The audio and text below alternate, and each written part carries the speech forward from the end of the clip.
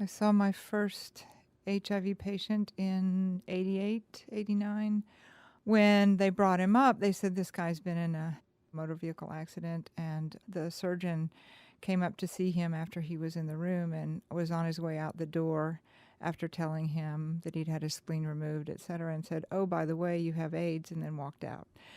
None of the other nurses wanted to work with him at that time, and so I went in. We sat there all night long and just talked. And he cried, and he was terrified that he was going to die. How was he going to tell his partner? And the rest of the time he was there, I took care of him. I don't think any of us had any idea what we were heading into. I remember we opened the clinic in 94. Mm-hmm.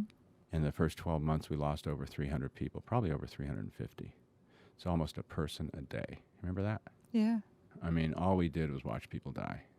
The sort of endless parade of mostly young men dying of AIDS, it was numbing after a while.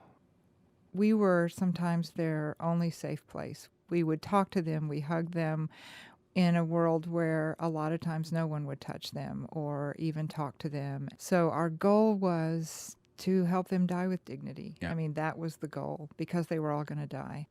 Our Monday morning staff meetings, we would turn the lights out and light a candle, and then we would go through the names of all the patients that had died. That week.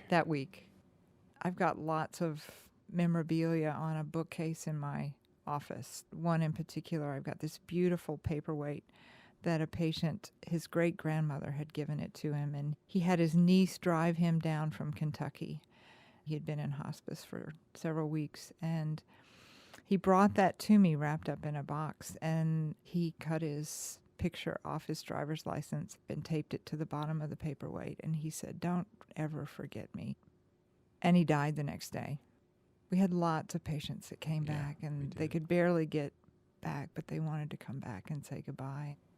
And then you fast forward how many thousands of patients later, 95, 96, all of a sudden we were able to treat HIV, and then everything changed, and it was like a dream come true. I mean, it was amazing. Remember those days? Oh, yeah. Our mortality rate in 96 dropped 93%, and has stayed down ever since. You would walk through the hallways of the clinic where all the exam rooms were, and someone would run out and hug you and say, "Oh, Dr. Raffanti, I can't believe how well I feel."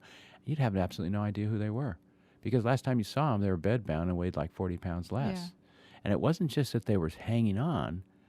I mean, in weeks, they would go from being barely responsive to you to being almost normal. Remember that? Mm-hmm. It was like magic. And we had that run in 96 and 97 where all we did was tell people how good they look. Yeah. So what a dramatic contrast, huh? Yeah.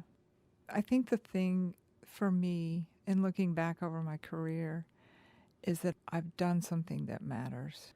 I've touched a lot of lives, and my original patient that I saw for the first time in 88, he's still my patient. I have made a difference in making this world a better place.